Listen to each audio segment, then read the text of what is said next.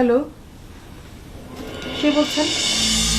কি ব্যাপার, ফোন করি কর্তারে রিসিভ করে গিন্নি, ঘটনা কি? ও একটু বাইরে গেছে।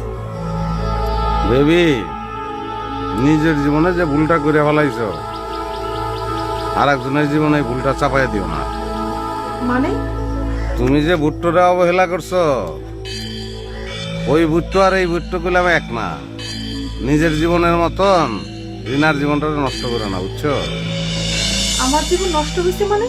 ফজলে আমার তো একটুখানি লম্বা ছিল আর স্কুলে ভালো ছাত্র আছিল, কিন্তু স্কুলের বাইরে যে স্কুল, দুনিয়াদারির স্কুল, ওই জায়গায় তো আমার কাছে ফজলের কোনো বেল নাই। খালি তুমি বুঝো নাই। কি পাইছো জীবনে? গাড়ি বাড়ি ভোগ বিলাস পাইছো কিছু? একদম চুপ। কি বলতে চান সামনে এসে বলেন।